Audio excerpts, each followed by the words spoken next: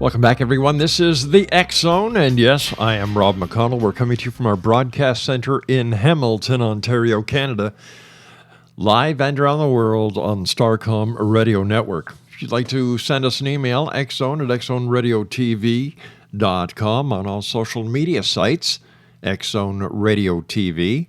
And you can listen to the X Zone 724 365 at www.xzoneradiotv.com.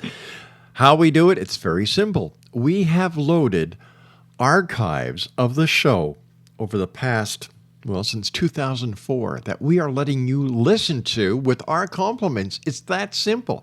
We want this information to go worldwide, and it is, thanks to networks just like Starcom Radio Network. Information is power, and we here at the X Zone want you, the listeners, to have the power. It's that simple. There's no magical formula. There's no conspiracy. There's no cover-up. You, the X Zone Nation, have the power when you, the X Zone Nation, have the information. Speaking about information, my guest this hour is Dr. Royce Murcherson. We're going to be talking about Remembering Olympus. The idea of other lives and other worlds challenges our belief of our place in the universe. Joining me now is Dr. Murcherson. And Dr. Royce, welcome to the X Zone. Well, hi, Rob. How are you doing? And thanks for having me. Oh, ma'am, it's my great pleasure. Tell us a little bit about yourself, Doctor. Well, I'm currently a professor of English at Richland College in Dallas, Texas, and I've been teaching for 19 years now. And I really enjoy it. I left corporate America to go back to school, basically, and teach great literature at the time. And then I realized as I was doing my PhD research that there are other wonderful bodies of literature out there other than in the American canon. And that sort of pushed me into, writing Remembering Olympus. Now, I understand that you hope your memorable, inspiring book will challenge the reader's perception of reality. What do you mean by that, Doctor? Yeah. Well, what inspired me to write this book is that most of my adult life, I believe that there was sort of like a single order of things, that we're born, we die, hopefully we go to heaven if there's an afterlife, and that's it. And most of my life, I believe that the only control we had over our lives was in what we could do, with our own hands and mind, what we could touch and see and read and understand. Right.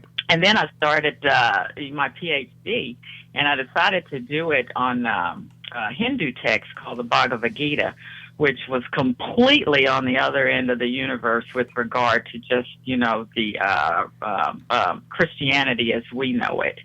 And that sort of opened up new doors for me. And I started reading a lot of Eastern religions and philosophy in my research. And it opened my mind that there were just other options out there, that there wasn't really, or that it doesn't have to be a single order of things, that we just have options. And all the things that I read and I researched and that were my belief systems kind of changed along the way, just kind of all coalesced together. And I said, this is a great message, and I need to get this message out there for everybody else to see, to put some options on the table. How are your options being accepted by readers, friends, and associates? I think they're being accepted really well. And, I could give you specific examples of my friends and colleagues. Please do, Doctor. But there was, okay. We had like a short, like a literary festival on campus. And I was going to read excerpts from Remembering Olympus. And, my colleagues have been asking me most of the semester, what's your book about? What's your book about? And I said, yes, I can go into all this Eastern, philosophy and religion. Are they really going to get it right away? So I kind of purposefully just kind of held back until we had the literary festival. And I picked specific passages out of the story, but I always preface those passages with, we get up in the morning, we put our clothes on, we go to work, we work our day, we come home, we go to sleep, we get up and we start it all over again. What if there was more to life than that? What if we felt like we had more power over our destiny than just, getting up when the alarm clock goes off and doing the best job you could do at that specific job every day? What if we had power that we didn't realize we had? So I prefaced passages from the book with that, and it sort of opened everybody's mind up. It was like, what if? What if we were greater than what we are, who we are? What if we have more abilities and more potential than we do? And so I felt like, their minds were open to a point where they could say, hey, wow, this is a really cool story. What if, when we die or pass away, that's not the end of things? There's another option out there. There's other stories and worlds behind worlds. And so they took it very well. And I'm just optimistic, that the rest of the reading public out there will take it the same way. Well, in my experience doing this show over 23 years now, Doctor, I have seen such a change in the way society is looking at itself, especially when it comes to the inner consciousness, how we relate to topics that were kind of tabooed before. Near-death experiences, out-of-body experiences, what happens to us when we die, reincarnation. More and more people are looking for answers outside of the box, and I think that your book is a wonderful example of this very trend that we're seeing. Yeah, and I absolutely agree with you because as you were speaking, I was thinking back to the 1980s, the age of the New Age, the harmonic convergence. Yeah. And at that time, people were having conversations about there's something changing in the universe, and it's like there's this hidden evolution that's going to happen, and our human consciousness is going to change. And there was something going on. I'm sure there was, and I'm very sure I was affected by it. But it kind of died away, like in the 90s, and when the millennium change kind of sort of took a backseat to everything. And then I noticed there was like this, like what you're saying, there's this huge resurgence of interest in it. Now, I could say, hey, X amount of books on in the bookshelves or in Amazon or et cetera are flying off the shelves, subjects like reincarnation, things like that.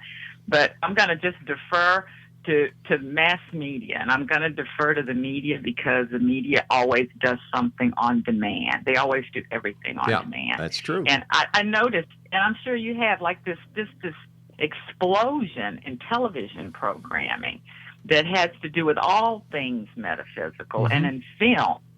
And I said to myself, there's something going on here again. It's almost like minds are being opened once more. And so I'm really feeling very good about it, very good about it. I have the opportunity, Doctor, every night, Monday through Friday, for 4 hours talking to people like yourself who are saying, something is happening. People want more answers. The established religious philosophies just aren't cutting it anymore because we're no longer sheep. We don't need shepherds. We need to have answers. And I think that this is what is happening. I've spoken to so many people about reincarnation, near-death experience, out-of-body experiences, communication with those who have passed to the other side. And it's just opening up so many eyes. And when the eyes open, the heart opens. And I'm seeing a large resurgence of the love that we saw going back to the 60s with the hippies. God bless them. They were way before their time, but they started the message. Yeah, absolutely. That's right. That's like that predates the 80s, I think, in the New Age, like by 20 years. And so I guess if you do the math, if you move forward from the 80s to the, the millennium, that's another 20 years, but then we're kind of 15 years inside. And I think that, I don't know, I agree with what you're saying, that people want more answers. Otherwise, we wouldn't see it, in the mass media these days. And I've been asked the question, well, who do you think should read Remembering Olympus, or who did you actually write it for? And I always say that I wrote it for people who want to believe that we humans are capable of accomplishing magical things. Oh, I love that.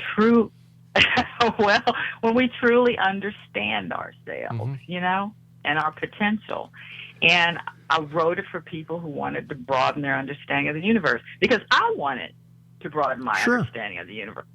I wanted to believe it. And then it just hit me through all my research and my experiences that there's something there, and I love it, and I want to tell everybody else about it. And I said, how am I going to do this? And I said, well, I'm going to write it in a good story, being the English teacher that I am. And I'm going to put that message out there and just see if those hungry minds that want some answers, hopefully, I'm not saying that the answer is in the story, Mm-hmm. but there are roadmaps and signposts in the story that may get them to where they're going.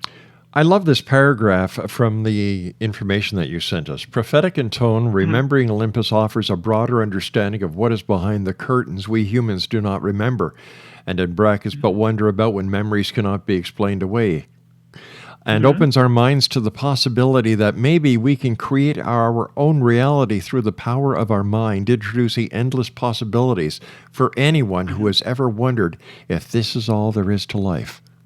That is powerful. Thank you. Thank you very much. And I believe that. Mm-hmm. I believe that there are worlds behind worlds, Yeah. And I can offer no definitive proof. I don't know anybody who can offer any definitive proof. All that I can say is that walk down that road, and my road was a very simple road. Just be open to the possibility, okay? And when I'm asked about the book, again, what is the book about? What is the book about? Give it to me in one sentence. Sometimes I'll say it's about possibilities. It's about not saying nothing is impossible. It's about saying that, yes, there is life after death, but maybe there's a life after life. Yes, there's a soul. Maybe that soul, doesn't just go sit down and have a good time in heaven and enjoy paradise. Maybe that soul wants to come back down to earth and learn more things over and over again until it perfects itself. And just these messages, those things that these beliefs that I've just kind of, grown with over the years, I just want to push them out there in a good story. And that paragraph that you read back to me, I guess that was as eloquent as I could put it, because there's so much in that little paragraph, and I think you know what I mean. I was also reading some of the reviews you've received, and this one is from Diane Donovan, the editor of California Book Watch, and this is a quote: "Remembering Olympus is hard to neatly categorize, part magical adventure, part mystery, and part time slip saga about other lives and other worlds. This straddles the line between several genres and does so with good balance and finesse. A healthy dose of New Age thinking and an affinity for sagas. Invite self-examination and inspection of belief systems." Is it possible, Doctor, that in today's society, I'm talking about what's going on in the world around us, the continuous fighting between religious factions, and I'm talking about Islam and the rest of the world, is it possible that it's time, that religion has outlived its time? I think I wouldn't go so far to say religion has outlived its time, because when you say religion, I think of okay, what's the definition of religion? I think organized religion. Yeah. But then at the same time, I think that's just kind of like an umbrella that covers something more profound like spirituality. So I always want to substitute religion for spirituality. And so if you're talking, when you make that statement, you're thinking you're thinking that religion has, or you're inferring that religion has outlived itself. Maybe it's the system or the doctrine or the mindset behind a specific religion that it has to be a certain way or you're out. Yeah. Maybe we need to push push the definition aside, that particular definition, and just think of it as world spirituality. And I would say spirituality definitely hasn't outlived its time, because spirituality to me encompasses many different religions, if we want to use that term. And that had the greatest effect on me, Right. in my belief system, and why I wrote the book, because I was looking at several different religions: Western Christianity, Judaism, Buddhism, Taoism, Hinduism, Islam, everything. And the first thing that jumped out at me was that there was always a common thread that ran through every religion. So, that cliche, the devil's in the details. Yep. Maybe the details is like when a portion of the planet grabs a piece of what they think is their spirituality and starts putting all these do's and don'ts on it, if you know what I mean. It seems kind of, you know what I'm saying? Yes, I do, Doctor. It seems that the established religions have people looking outside of themselves for answers, whereas New Age spirituality has the person looking inside for the answers, inside themselves for the answers. Yes, absolutely. I totally agree with that. And again, that was part of my personal journey, because I didn't have, I'm going to go back to the 80s. I didn't have a personal guru. I didn't have a personal teacher. It was just my own need to understand and go within myself. You're absolutely right. And the only way that I could do that, because I didn't have a road guide, I just read. I read everything I could get my hands on. And it just all made sense. There were so many different points of view about the nature of being and, eternity and destiny and life after death that, after just traveling through all these different points of view, I finally found my own place. And so what you're saying is absolutely true. And one would only hope that human consciousness, if it is going through this new rebirth, opening itself up again, that people will look to themselves, It's as if people are saying, hey, wait a minute. We've given up the power. We want that back. Yeah, absolutely. And Aaron in the story, is one of those people. That's what's so interesting about it. I wanted to write a story that everybody could relate to, just regular people. I'm just a regular person, and I found these interesting pieces of information and put them together into my own personal belief system. Sure. But Aaron in the story is just a regular guy, just trying to make it. He's a self-made man. He has this concept of what success means, wear the right clothes, marry into the right family, get the right job. And then he hits a place in his life where this belief system, the social belief system, as it were, is not enough for him, and it, kind of falls apart. Not to be spoiler alert here, but he hits a bump in the road, and it makes him realize that there are other things going on around him that he can't see, and so he has to go within himself. Not for the same reasons that I did. I was actually researching religions and philosophy. He's forced to go within himself because of just, I wouldn't say it was an average, but a bad thing that happens to him, in the real world, what we understand as the real world. So, when you were doing your research into religion, Doctor, was there anything that you came across that was an epiphany, that aha moment? Yes, it was actually the text that I actually wrote my dissertation on. I based it on. We always have to have a primary text. Yep. And it was, the Hindu Bhagavad Gita. And just a little, backstory on the Bhagavad Gita.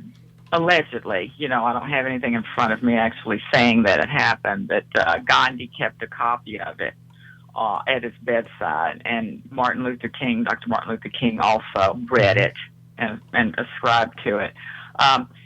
That book, there is a relationship. It centers around a warrior, okay? I guess bigger than an average guy, in our day and time. but he is faced with a crisis of decision, a moral, ethical dilemma. Right. And he has a very close friend, a BFF, as it were, with him, advising him, almost like a mentor, and he doesn't realize it. Well, there's a chapter in the book where his mentor reveals himself to be, he's really an avatar. He's like the incarnation, of the Hindu version of God. And he's there in the chariot with Arjuna, the warrior, who is the protagonist. And my epiphany was that, wow, I'm just a regular guy, maybe like Arjuna in his time in this story. And what if I had a BFF like that, an avatar, an incarnation of God, if you want to say that, right there with me, helping me make my decisions? What if that were true? Wow, that means I'm not alone in the universe. That means someone is watching over me. That means I'm still in control of my destiny, but there's someone there to kind of help me navigate the waters. And, that book had a huge, huge influence on me. I actually read it before I decided to do my dissertation on it because it really changed my ideas about the way the universe works. Why do you think, Doctor, there are so many different religions if we are all from one? Oh, I'm not an anthropologist. I wish one of my old professors were here. I'm sorry, I didn't mean to throw you a question from left field, but based on your research, and your own personal beliefs. Right. My own personal beliefs, I think geography has a lot to do with it. It's just as simple as that. We live in different parts of the world and different cultures. Right. And I just believe, humanity evolves according to the environment that it's placed in. And I think that's why these systems are different, but like I said before, we still come back to the same basic principles. Anybody, if you ever talk to anybody, and I'm sure you have, that has taken maybe one course in comparative religion, they'll say the same thing. They're all supposed to be so different, but there's always one supreme being. There's always a concept of eternal soul. Yeah. So there has to be something to that core belief. Now, how people want to interpret it around the world, like I said, that's probably an anthropology professor, could answer that question better than I. But that's how I understand it. I don't think that's necessarily a bad thing. I just think that people who are interested in getting to the truth, will take that into consideration, that look at every option, as I said before, look at every viewpoint, and then come to your own conclusion. It's comfortable for you. Do you believe in fate? I do. I do. That is another good question. Because fate and destiny, there's like two huge philosophical arguments on predetermination. And I believe that, yes, we are in control of what happens to us. Now, these are my own personal beliefs, but that we determine our fate. I don't know if this makes sense, because then I'll have to get into the, probably a whole nother conversation. But let me just put it this way. Sure. I think this is a simple way to put it. I believe in a soul. I believe that I believe in reincarnation. I believe we come back over and over again to get it right. To get to that Buddhist concept of enlightenment or nirvana, where we don't have to come back anymore. But I believe before we come back that there's some point out there before we live again that we plot our destinies ourselves. That's just the way I've just tried to kind of figure it out. That there's not any arbitrary body or committee out there saying, well, Royce is going to go through this and this and this and this. I believe that I am probably someplace out there in between lives, looking at what's gone before me, my past life, and figuring out where I need to go in the next life to get to that point where I don't have to come back again. And that's very Hindu. That's very Hindu, very Buddhist. It's very Hindu. It's very Buddhist. But I hear that echoed around the world when I speak to different guests that I've had the opportunity of having on the show over the years talking about reincarnation. It's universal. Yeah. Why do you think the Hindus had this knowledge way before we did? That I really do not have an answer to that question. But I have a question for you. Why did those religions come first? That's one thing that, and those religions that predated Christianity, they have these elaborate god systems and mythologies. And then when Christianity came along, which is another conversation, you just decided, well, we're cutting away all the levels of gods and we're going to go to one. We're changing our system. Well, when we look at Greek mythology, it Christianity mirrors Greek mythology, except instead of having all the different gods of the pantheon, they only have one god, one son. In fact, the way I see it, Zeus is God. Hercules is Jesus, because Hercules was born of a mortal mother and a deity father. So was Jesus. Both descend from the sky. Both deities, Zeus and and God, live a high. Except Zeus lives on Mount Olympus and God lives in heaven.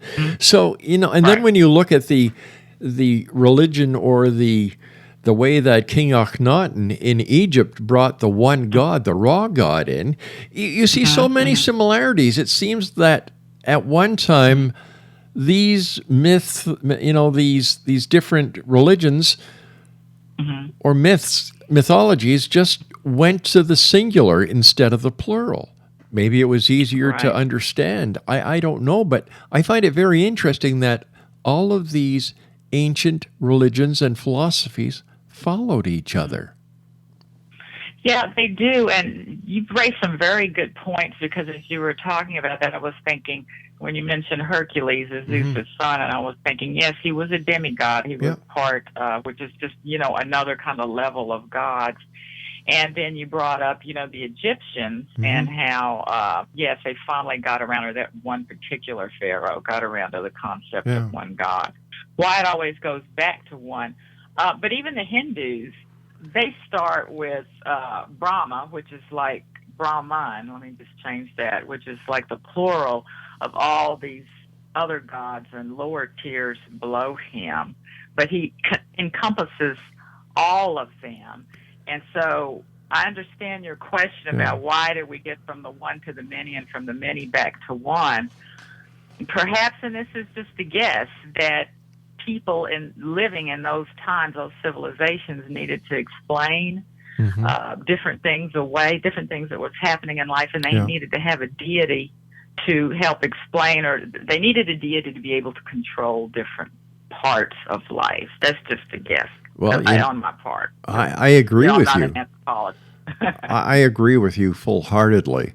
And another thing that I've noticed is that we on this planet are a binary race. And what I mean by that is, if you take binary code 0 and 1, without the 0 and 1, you cannot have a binary code. So you've got 0, 1, and then look at us humans, male, female, up, down, in, out, right, left.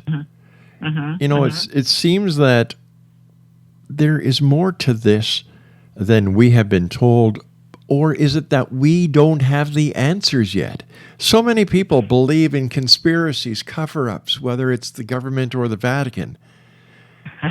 And I kind of shake my head saying, well, you know what? Maybe the answer is because we don't know. It's that simple. Things go right in your life, you thank God. Things go wrong in your life, you blame the devil. Why not take responsibility and say, hey, you know what? I screwed up. Or you know what? I did pretty damn good. Yeah, we don't know. And as Aaron, and myself, things are a turning point. Something needs to happen. There needs to be a catalyst. Right. And I'm not going to sit here and say this needs to happen in everybody's life. This is just what happened in mine and what happened in my characters. Something needs to happen to get you to a point where you start questioning the world around you and the system that you're just locked into. Yeah. And you need another way. You don't know what that way is. Because I remember when it hit me, out of the blue sky, and I won't go into those details. Sure. The one phrase I kept repeating to myself over and over in my mind is like, I need to understand. I need to understand. And that's it. I didn't have anything at the end of that phrase. I need to understand. And I kept saying that over and over again, and I knew something was wrong. Mm-hmm. And fortunately, I crossed paths with probably the only real mentor I ever had, but he had a most decisive effect on my life. We crossed paths coincidentally, and that's a poor choice of words, because I don't believe it was a coincidence. And he said, and this is a true story, he said, and he was a colleague of mine, we're going to take our lunch hour and go to the bookstore. And I said, okay, because he was also my boss. Let's go to the bookstore. Well, we had bookstores actually in malls. And he says, I got some interesting things I would like you to read. I think you might find them interesting. And we hadn't even known each other that long. He was literally my new boss of maybe several months. And he pulled 3 books down that kind of set me on my journey. There's a book called The Game of Life. I don't even know if it's in print anymore. Called The Game of Life and How to Play It by Florence Scovel Shinn. It's a small little book. It's not even 100 pages. He pulled that book off the shelf. And then he pulled Edgar Cayce. I'd never even heard of Edgar Cayce. He pulled Edgar Cayce on reincarnation off the shelf. And he said, read these 2. And I said, okay, didn't have a clue what was going on. But I read, and I'm going to do this because he's telling me to do this, and there may be a test at the end of the week. And so I read them, and the rest is history, Rob. I could take you through the rest of the things I ended up reading. But it just changed my life, and it was at a point way before my PhD dissertation. It was just at that point where something's got to change, and I need to understand, not knowing really what I wanted to understand, but I knew that something had to change, and I needed to see the real picture. All right, Dr. Murcherson, we have to take a commercial break. Please stand by. Exonation Dr. Royce Murcherson is our special guest. She is the author of a fascinating book. Please put this on your to-get list, Remembering Olympus. Her website is www.roycemurcherson.com, and that's RoyceMurcherson.com. My name is Rob McConnell. This is The X Zone. The good doctor and I return on the other side of this short set of breaks as we continue live and around the world on the Starcom Radio Network. Don't go away.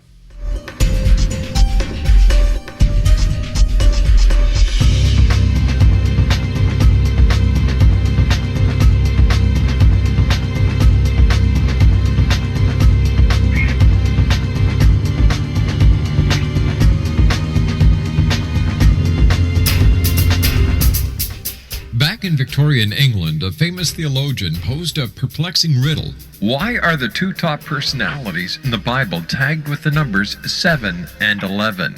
Academics agree the answer is found in the stunning discovery of a hitherto secret Bible structure explained in a new book called The Genesis Grid. The discovery is so simple that preschool children could illustrate it. Certain claims are hugely controversial and may offend some, but at the X Zone, we've studied this awesome new book and agree with one expert, and I quote, "These discoveries appear to be beyond coincidence." So who or what hid this wonderful pattern in the Bible, and what might they do next? Find out more, X Zone Nation, and read reviews on www.genesisgrid.co.uk. That's www.genesisgrid.co.uk.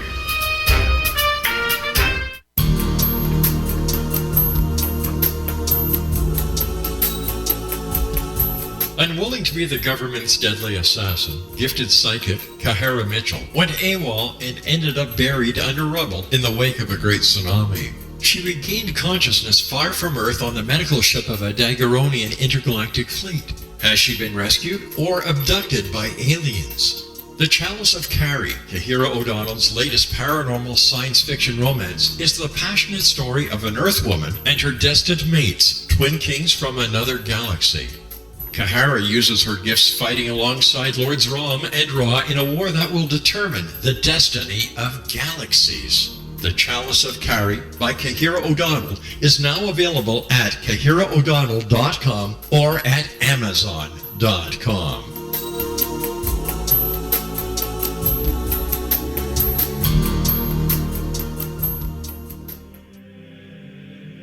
Rob McConnell here, presenting an overview for Nicholas Paul Jennings, author of a fascinating book, Amen. It presents facts revealed by Egyptologists, facts that enable us to understand why Amen is the beginning of creation of God. It provides recommendations for religious leaders of the major religions to unify their beliefs and teach the Word of God. Love one another. Amen informs people how mankind conceived God. It was the Egyptians that developed the concepts of a soul, a hereafter, and Son of God. And finally, after the worship of many gods, they conceived the belief in one universal God, the maker of all there is. For more information, visit www.futureofgodamen.com. That's www.futureofgodamen.com.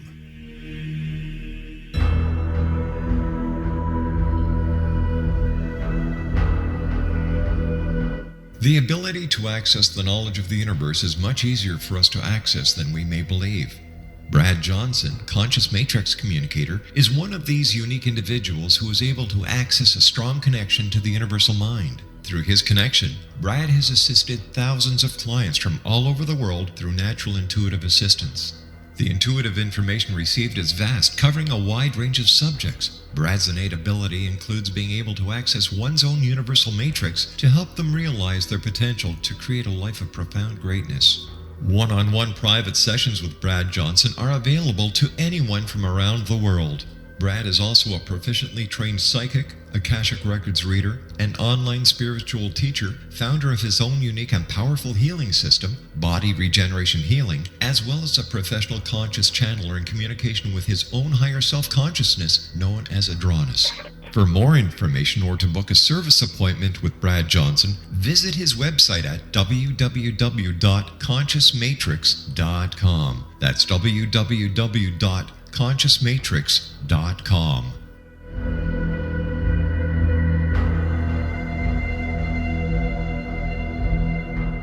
Little children aren't the only ones afraid of the dark. Millions of soldiers return from war zones with PTSD, anger, frustration, fear, and loneliness, much of which surfaces during the darkness of the night. You have the chance to change the lives of these American heroes. Songs and Stories for Soldiers.us provides free MP3 players for these men and women. With a list of 3 million songs in 16 different styles, 100,000 audiobooks, and 30,000 old-time radio programs, every veteran can find something to soothe and comfort them at no cost. All our players contain an 8-hour audio program designed to help veterans fall asleep. With 1,500 plus vets now participating, it's our goal to deliver 10,000 audio players this year. Go to our website at songsandstoriesforsoldiers.us. Help us help a veteran make it through the night.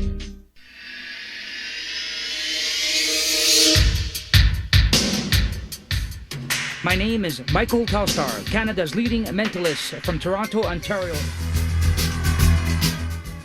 Hi, my name is Splenda, and you're listening to my dad, Rob McConnell, on the X-Zone. This is Psychic Dorothy from St. Catharines, and you're listening to Rob McConnell. Hello, my name is Holly Reeves, an astrologer from Astro For You, and you're listening to Canada's #1 paranormal radio show, The X-Zone, with Rob McConnell. Welcome to The X-Zone, a place where fact is fiction and fiction is reality. Now, here's your host, Rob McConnell.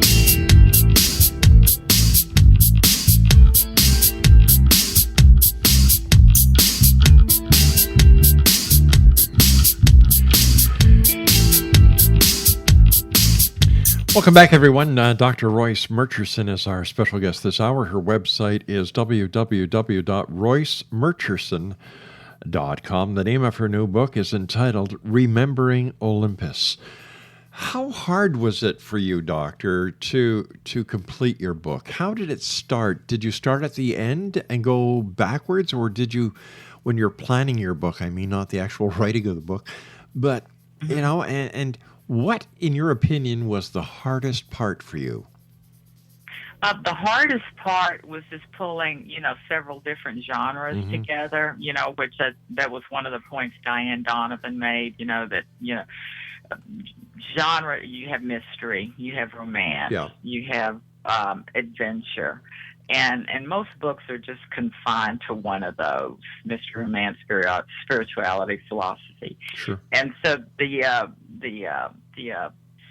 the hardest hurdle for me to clear was to be able to pull all of these genres together in one story. But they were all necessary, because this is the kind of story that pulls, various religious and philosophical beliefs together in a way that just a normal, everyday person, every man, every woman can understand. And to get to these truths, not my truths, but religious and philosophical truths, to get to those truths, just as a person that maybe hasn't spent a lot of time reading, all of this academic stuff, you have to put it in a good story. And every good story's got some mystery in it, and every good story has to have an element of romance, in it. And because I wanted to bring in, a certain degree of spirituality and philosophy, I had to wrap that all together into one cohesive story. And so that was difficult, sort of, because I had to be very aware of, okay, if you have a mystery going here, Royce, you're going to have to follow the ABCs of how to write a mystery novel. And same thing with romance. So it was kind of a linear path.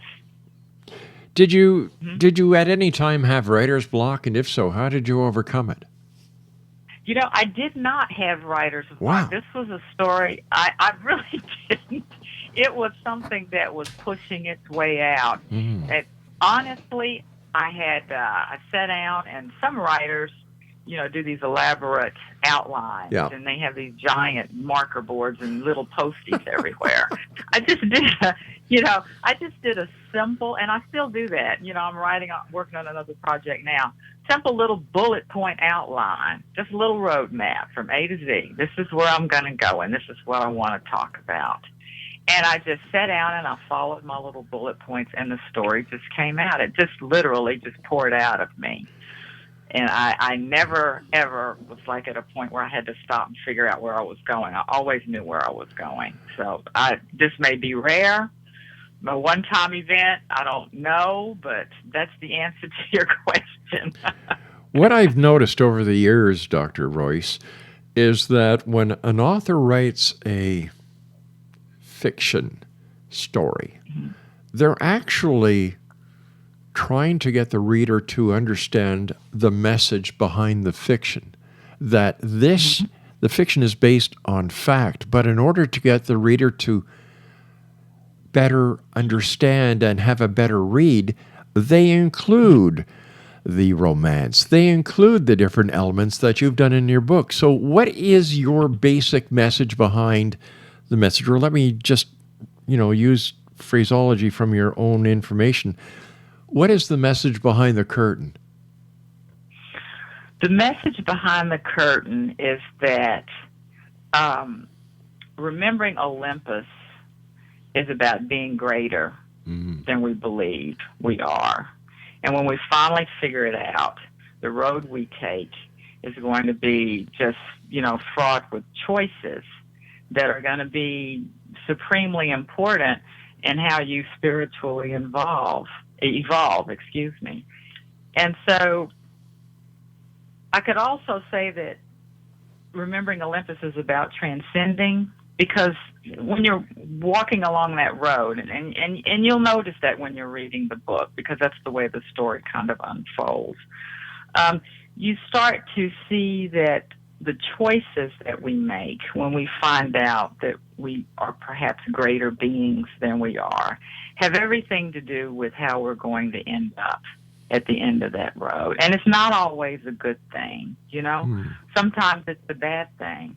So not only is Remembering Olympus a story about transcendence and evolution and understanding your place in the universe, it's also a very real story about, well, what if you finally get there and you know who you are and what you are? Like when I ask myself, I want to understand. What if you're there? You understand. What are you going to do with it? That's the big question, I think. How will we ever know when we are there? How do we know the journey is over? I don't know that I don't have the answer. I don't know that we ever know that journey's over because I'm living this particular life right here, and I know my journey is not over. Right. But in this one life that I have a conscience, I'm living, that I have conscious remembrance of, I look at the choices I make. I look at the events in my life. You know, if things just start to go south, I just simply look at the decisions I'm making, and I ask myself, well, what did I base that decision on? You know, what belief, what principle did I base it on? You'll know in your heart if it was the right thing or the wrong thing. It just comes down to that. What is the right thing to do? And if you're living your life and you see, even if bad things happen, but you're able to navigate those things, those rough waters, and you still end up in a place where you feel like, you know, to say, hey, I've been blessed. Hey, I've been lucky, whatever. And you ask yourself, well, why am I getting through all this stuff and I'm landing on my feet? Me, Royce, if you're asking Royce that question, I would say that I would feel like I'm kind of getting there. I'm figuring out, like the title of Shin's book, The Game of Life and How It's Played. You know, I'm almost there. I'm not quite there. I can't say that I am because I'm here living another life. But I must be doing something right, and I just need to keep on in that same vein. You know, this life of ours is rather perplexing. The moment we are conceived is the moment we start to die. And the entire time that we're here in this biological unit called a body, we're here to learn. So, you know, if you take that into the bigger scope of things, I look at it that Mother Nature has been giving us tips since the beginning of time. You know, I look at our life as the caterpillar stage, and as we transcend from this life to the next, death is when we enter the cocoon. And on the other side, we come out as a butterfly to our next life and our next learning cycle. So many people think that this is it. So how do you tell people who are so A to B and that's it? There's no C, D, E, and F. That this is just part of something much greater.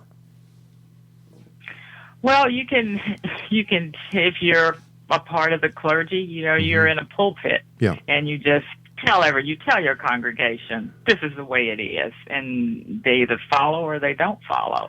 If you're just a regular Joe like me, I'm just a college English teacher, you know, I would just choose to put it in a story that anybody walking along with the ability to read and write and pick the story up, read the story, and then figure out that there's other things, other possibilities out there, other things in life. So I don't see myself like as a preacher, you know, or this be all, know all person. Right. I'm just laying the options out there and putting it in a good story so that people hopefully will understand without being put off by something so foreign, you know, as, say, the reincarnation. You know, I mean, some people buy into it and some don't.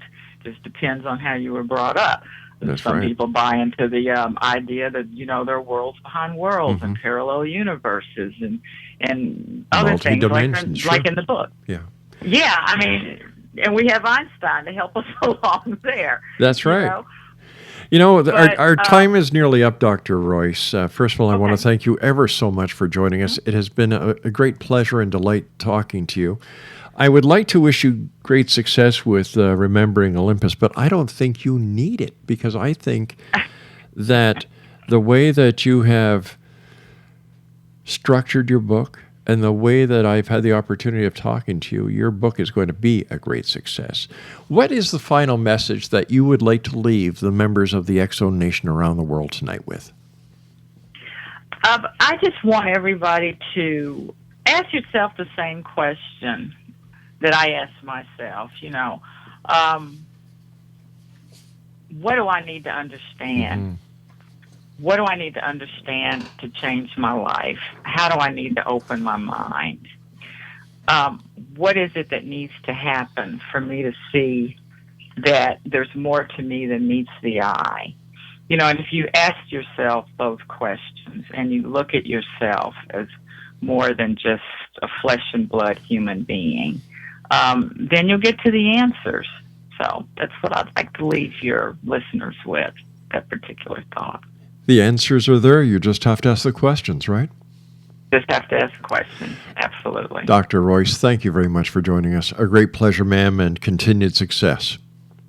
Well, thank you very much. It's been a pleasure. Pleasure's been all mine, ma'am. X-Zone Nation, for more information, please visit www.roycemurcherson.com. And the name of Dr. Royce's book is Remembering Olympus, and it's published by Kohler Books. Now, when we come back on the other side of the top of the hour, I'll be joined by Dan Silver. And Dan and I will be discussing what happened, or what we came away with, from the Alien Cosmic Expo that was in Brantford, Ontario last weekend. This is the X-Zone. I am Rob McConnell, and this is a place where people dare to believe and dare to be heard. Monday through Friday from 8 p.m. Eastern until midnight, right here, live and around the world on the Starcom Radio Network. I'll be back on the other side of the short break. Don't go away.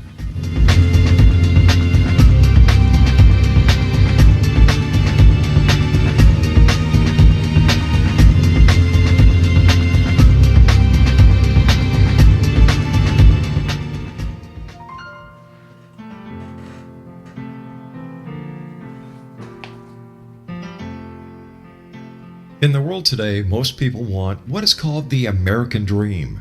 They want love, a family, a fancy car, and a nice home in a nice neighborhood. They also want a good job and money to travel to interesting places.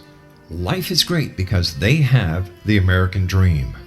But what happens to this dream if they hear they have a devastating illness like lung cancer? The doctor may tell them they need treatment immediately or they will be dead in 6 months.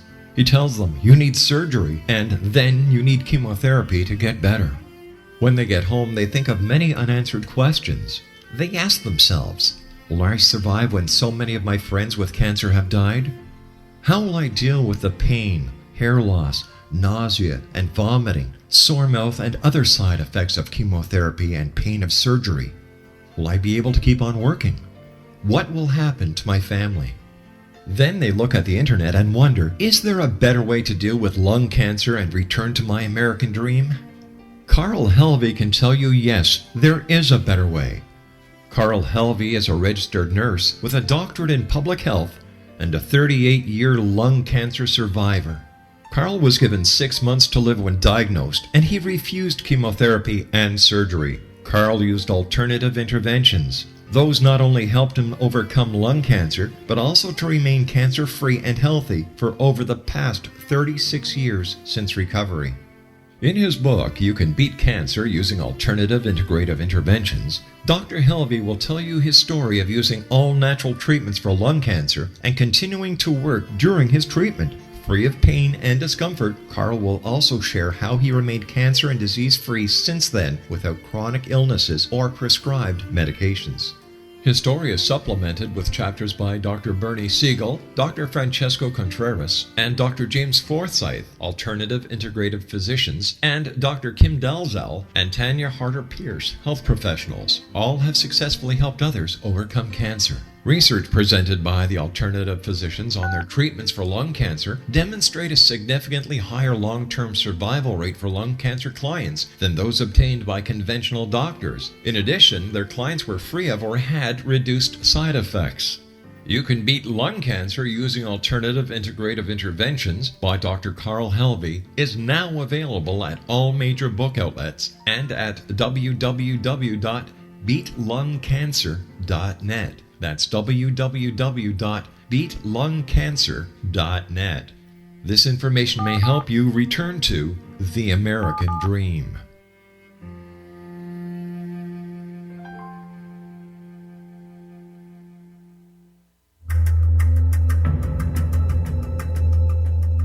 Modern Esoteric, Beyond Our Senses by Brad Olson, consummates the lifeology story about where humanity originates.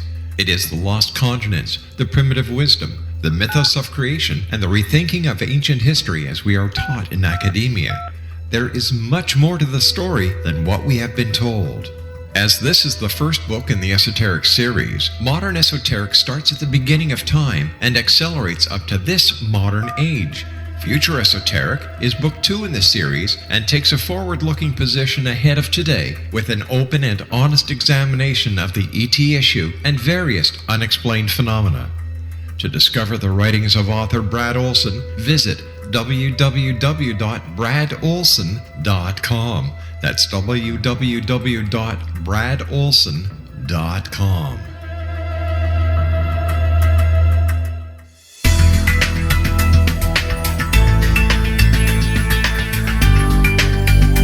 Do you think you have energy problems in your home? Do you feel better when you're away than when you're home?